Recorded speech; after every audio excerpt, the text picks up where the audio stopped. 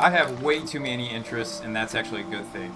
Everyone says pick one thing, pick a niche, specialize, and stop getting distracted. Me personally, I've actually done the exact opposite of that my entire life. So I can tell you, when you don't do that, it's basically, it sounds bad at first, but it's actually starting to work now. Now that I'm in my upper 20s, things are starting to make sense for me, at least personally. And I started out making music. I released probably 100, 140 songs.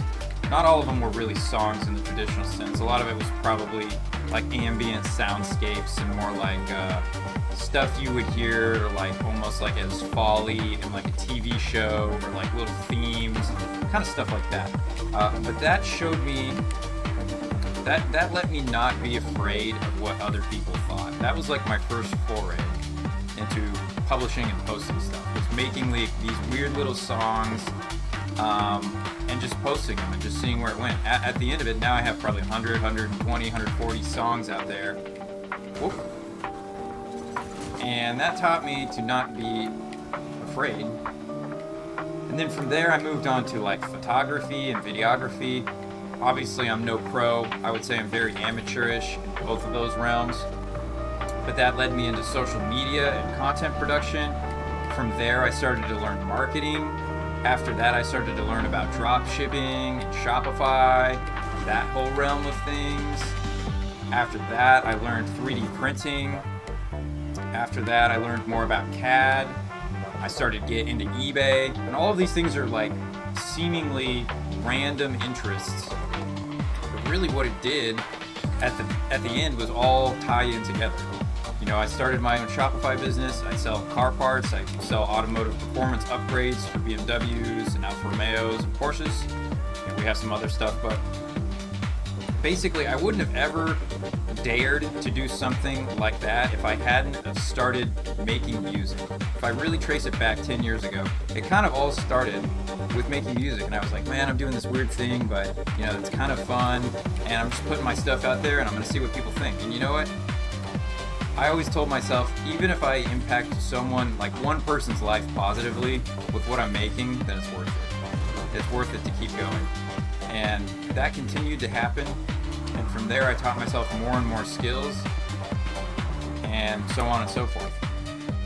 And on the outside, it looks random. To a boomer, that makes no sense. Like, you're going to learn marketing and 3D printing and photography and social media. All of these things are random, like collectibles, cards, like, modifying cars. Like, this is all just random stuff.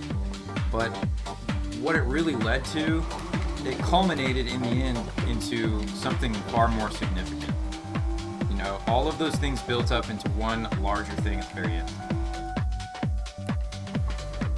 So my big realization was that all of these skills could intersect into one initiative.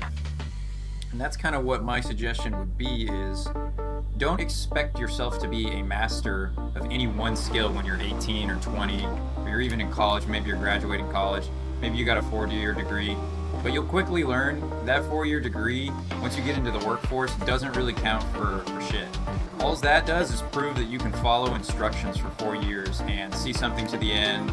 And, maybe if you're in computer science or something like that, or something, specialized field, it gives you a good body of knowledge gives you good foundational knowledge to base your career off of. But what I'm saying is, my big realization was, even after going through engineering, that only taught me, 10% about the real world and what's really going on out there. You know what I mean? You can learn everything in school, and the adults will always say you have to pick a career field, but having that pressure on an 18-year-old is like pretty ridiculous. Like, you're still a teenager. Cut yourself some slack.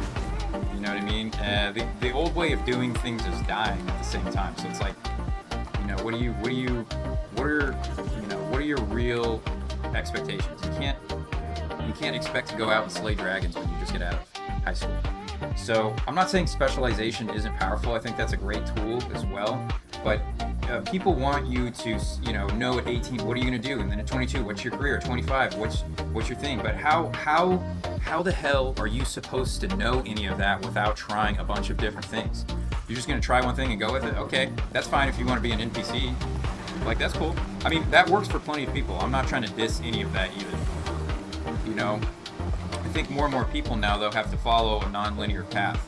You really need to go out and discover what you like and what you don't like. I know a ton of people who started off in a career field and they thought it was awesome. They thought this is what they were going to do for the rest of their lives. And then they ended up being, doing something completely different. I know a buddy of mine, he started out life as a pilot, and he was a flight instructor, and he was a great pilot. And, went to school for that for years, and found out that the work was pretty demanding. It was grueling. The hours were kind of crazy. It was, pretty high stress, and it wasn't great for the girl he was with at the time. So it just wasn't feasible. Oh shit! It wasn't feasible like long term for him. And the guy ended up going into finance. Okay, so he went from being a pilot to going into finance, and I've heard countless stories like this, to be honest with you. So you never know what you'll end up doing. So I would say, when you're in college, if you have extra credits to use, go try some random thing. If you're like in teaching, go try like a shop class. You know what I mean? If you're in engineering, go take a creative theater class. You know what I mean? Step outside of your comfort zone. You never know what you might learn. You never know what you might find interesting, and you never know where your career will really lead. For me, I started off in engineering, and I found out that was super cool, but it was also a little dry and analytical for my personality. So I went into something where I can kind of flex my creative juices a little more. I ended up being in marketing. Totally different field, still within the realm of automotive, which I love. But you never know where your path will lead. So you have to be willing to try different things a little bit here and there, even if it might seem different at first. So one of the big problems you will face if you are a jack of all trades, master of none, is you will get super deep into a hobby, and it'll last, you could be intensely into it for like 3 months and then drop it. Which some people, you could argue that that's a waste of time, but at the same time, you don't know what you like until you go test things out. Go out and do the thing, fail. And, for me, I was into trading cards a lot when I was younger, and I got out of it because I thought it was childish. I remember being in middle school being like, this stuff is for kids. And here I am in my late 20s. Now I have an entire eBay business, centered off of trading cards. And I've made good side hustle money doing that, just because trading cards are hot again. So you never know where things will lead. You could have something you started years ago, and you're like, that was kind of cool. And you randomly get back into it. I'm way off course here.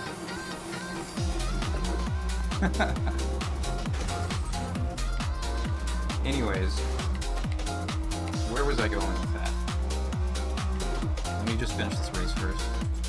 Yeah. Anyways, my final thoughts would be, maybe you're not supposed to find one thing you're passionate about. Maybe you're supposed to find 3 or 4. Maybe you're supposed to just be collecting enough pieces until they form something that's uniquely yours. Your weird combination of interests is probably something no one else can perfectly copy. And that's what's awesome. The dots aren't random just because you haven't connected them yet. So my advice is, go for it, don't be afraid, and you'll succeed.